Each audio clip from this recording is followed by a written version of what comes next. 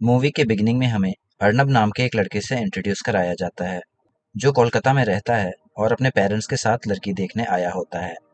लड़की का नाम प्याली था और वो एक नर्स थी, जबकि अर्नब किसी प्रिंटिंग प्रेस में काम करता था। वो दोनों अपने पास्ट के बारे में बातें कर रहे होते हैं और प्याली बताती है कि वो किसी डॉक्टर के साथ रिलेशनशिप में थी। जब अर्नब और उसके पेरेंट्स वापस जा रहे होते हैं तो अर्नब उन्हें बताता है कि प्याली उसे पसंद है। इस बात से उसके पेरेंट्स बहुत खुश हो जाते हैं। तेज बारिश और बातों में डिस्ट्रैक्ट होने की वजह से उनकी कार से एक बूढ़ी औरत का एक्सीडेंट हो जाता है और वो वहीं पे मर जाती है। पुलिस की इन्वेस्टिगेशन करने पे अर्नब की फैमिली झूठ बोल देती है कि उस औरत ने उनकी कार के आगे आकर सुसाइड किया है। फर्दर इंक्वायरी करने के लिए पुलिस और अर्नब एक्सीडेंट स्पॉट पे जाते हैं, जहां वो गांव वालों से उस औरत की आइडेंटिटी पूछते हैं। गांव वाले बताते हैं कि वो औरत बहुत अजीब थी और कभी किसी से बात नहीं करती थी। वो आसपास के सभी कुत्तों को पकड़ के ले जाया करती थी, जिस वजह से सब उसको कुत्तों वाली बुढ़िया बुलाते थे। आगे पुलिस उस बुढ़िया की झोपड़ी में पहुंचती है। वहां उन्हें एक डरी हुई लड़की मिलती है जिसके हाथ पैर चेन से बंधे होते हैं। उस लड़की का नाम रुखसाना था और वो उस बूढ़ी औरत की बेटी थी। वो लोग रुखसाना को बताते हैं कि उसकी अम्मी का एक्सीडेंट हो गया है और उसे उनके साथ हॉस्पिटल चलना होगा। पुलिस रुखसाना को हॉस्पिटल ले आती है और वहां हम देखते हैं कि वो अपनी माँ के डेथ पे बहुत वियर्ड तरीके से बिहेव करती है और थोड़ा भी नहीं रोती। वहां हॉस्पिटल में कुछ फॉर्मेलिटीज कंप्लीट होने के बाद रुखसाना को मुर्दा घर से लाश कलेक्ट करने बोला जाता है। अर्नब देखता है कि रुखसाना के पास बिल्कुल पैसे नहीं और वो मेंटली भी केपेबल नहीं लग रही है, इसलिए वो उसे अपने साथ मुर्दा घर लेकर जाता है और रास्ते में उसे अपना घर भी दिखाता है। अगले सीन में हमें दिखाया जाता है कि मॉर्ग में साहू नाम का आदमी सभी डेड बॉडीज को चेक कर रहा होता है। तभी उसे उस बूढ़ी औरत के हाथ पे कुछ ऐसा दिखता है जिससे वो बहुत ज्यादा डर जाता है और एकदम से उठ के वहां से भाग जाता है। साहू वहां से बाहर आकर इमीडिएटली प्रोफेसर कासिम अली को कॉल करता है। वो उन्हें बताता है कि उसने एक लाश के हाथ पे औलाद चक्र का निशान देखा है। ये सुन के कासिम अली भी काफी स्ट्रेस्ड हो जाते हैं। फिर हमें फ्लैशबैक के थ्रू प्रोफेसर कासिम अली का पास्ट दिखाया जाता है, जहां हमें पता चलता है कि वो किसी कयामत मूवमेंट के लीडर थे। वो लोग हर उस लड़की के बच्चे को पैदा होते ही मार देते थे जिसके हाथ पे औलाद चक्र का निशान बना होता था। लेकिन एक दिन एक लड़की रेजिस्ट करते हुए कासिम की आंखों में अगरबत्ती घुसाकर वहां से भागने में सक्सेसफुल हो जाती है। इस फ्लैशबैक को देखने के बाद हमें समझ आता है कि वो बूढ़ी औरत और कोई नहीं बल्कि वही भागी हुई लड़की थी जो प्रोफेसर के हाथों से बच गई थी। अगले सीन में हम देखते हैं कि अर्नब रुखसाना को वापस उसकी झोपड़ी में छोड़ आता है।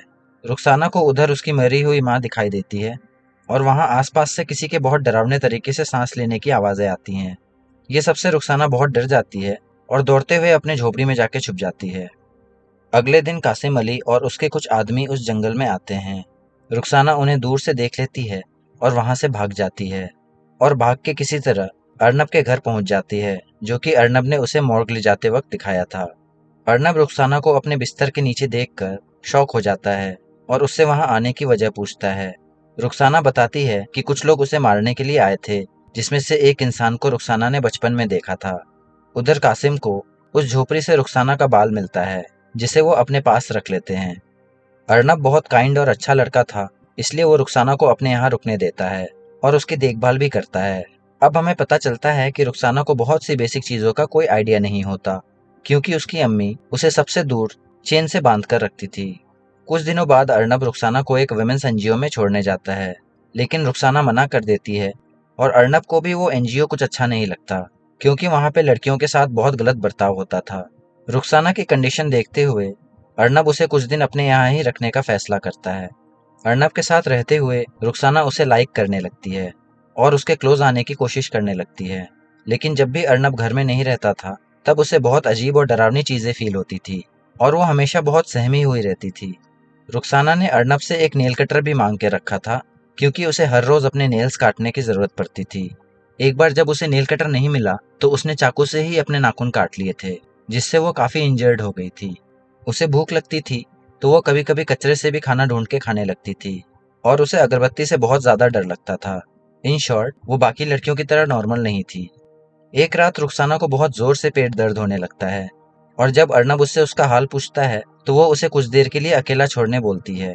उस रात अर्नब के सो जाने के बाद हम देखते हैं कि रुखसाना खिड़की से बहुत क्रीपी तरीके से नीचे उतरती है और एक डॉग को अपने दांतों से काटकर मार देती है। अब हमें रियलाइज होता है कि रुखसाना जितनी मासूम लगती है उतनी वो है नहीं। दूसरी तरफ हम देखते हैं कि कासिम अली एक औरत के पास जाते हैं और उसे रुखसाना का बाल देकर उसका पता पूछते हैं। वो औरत रुखसाना का बाल अपने नाक के पास ले जाती है और बहुत अजीब बातें बोलती है। वो औरत कासिम से कहती है कि रुखसाना किसी लड़के के साथ रह रही है और अपना मकसद पूरा करने के बहुत करीब है और वो सबको एक एक करके ख़त्म कर देगी। अगले दिन प्रोफेसर कासिम अली अर्नब के ऑफिस आकर उसे रुखसाना के बारे में कन्फ्रंट करते हैं।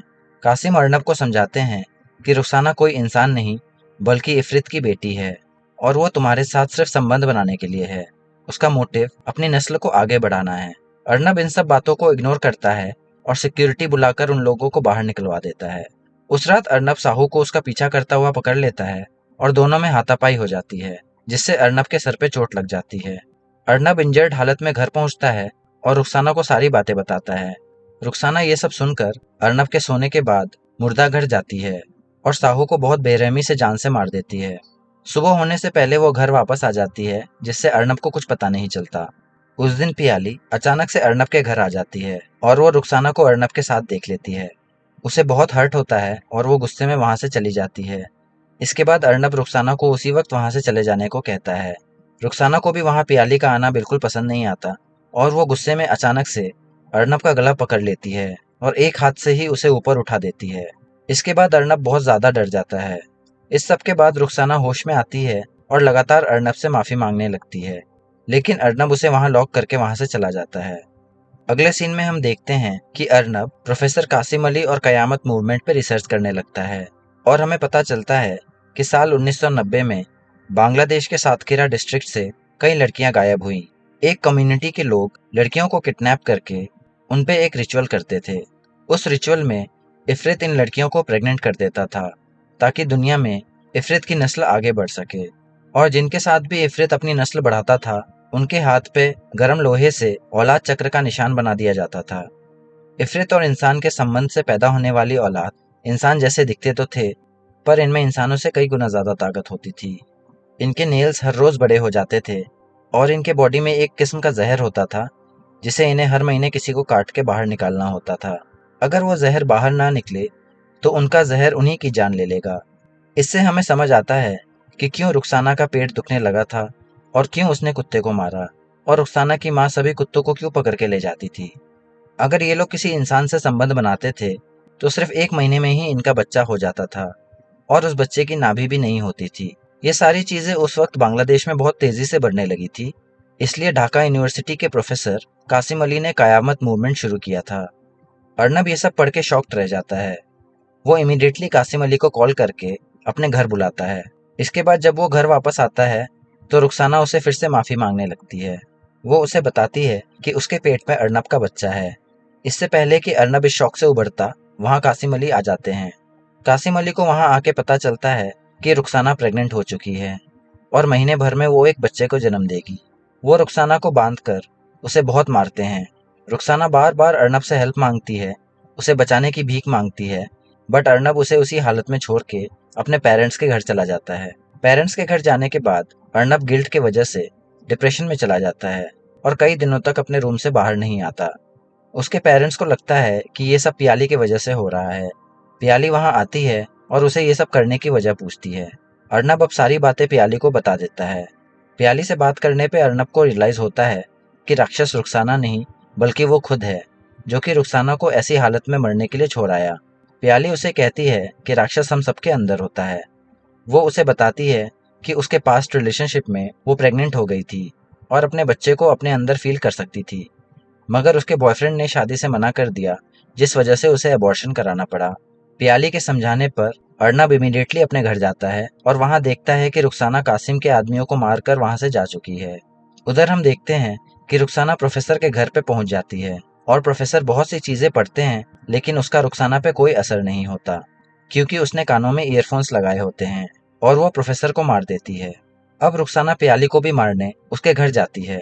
रुखसाना और पियाली में काफी हाथापाई होती है और इससे पहले कि रुखसाना पियाली को मार पाती, उसके डिलीवरी का टाइम हो जाता है। पियाली इतना सब होने के बाद भी रुखसाना का बच्चा डिलीवर करती है। हम देखते हैं कि वो बच्चा बिल्कुल नॉर्मल पैदा हुआ था, नाभि के साथ। उसी टाइम अर्नब वहां आता है और पियाली उसे बताती है कि रुखसाना अपने बच्चे को जन्म देकर उसे यहीं छोड़कर कहीं चली गई है। अर्नब इमीडिएटली उस जंगल वाले झोपड़ी में जाता है और वहां उसे रुखसाना मिल जाती है और वो उससे हर चीज के लिए माफी मांगने लगता है। वो अर्नब से कहती है कि उसे उनके बच्चे से डरने की कोई जरूरत नहीं, वो बच्चा उसके जैसा नहीं है बल्कि अर्नब जैसा है। दरअसल वो बच्चा इफरित की नफरत से नहीं बल्कि रुखसाना के सच्चे प्यार से पैदा हुआ था, इसलिए वो शैतान नस्ल में पैदा नहीं हुआ। रुखसाना प्रेग्नेंट होने के बाद अर्नब को कभी भी मार सकती थी क्योंकि उसका मकसद पूरा हो चुका था, लेकिन उसने ऐसा कुछ नहीं किया। उसका अर्नब के लिए प्यार उसके अंदर के इफरित को हराने में सक्सेसफुल रहा और इसी वजह से उनका बच्चा एकदम नॉर्मल पैदा हुआ। रुखसाना की हालत बहुत खराब होने लगती है क्योंकि उसके जहर निकालने का टाइम हो गया था। अर्नब के वहां होने के बावजूद वो उस पर अपना जहर नहीं निकालती और वहीं दम तोड़ देती है और इसी सैड एंडिंग के साथ मूवी यहीं पे खत्म हो जाती है। अगर आपको इस मूवी की कहानी अच्छी लगी तो सब्सक्राइब करना ना भूलें और अपना फीडबैक या सजेशन कमेंट बॉक्स में ज़रूर लिखें। धन्यवाद।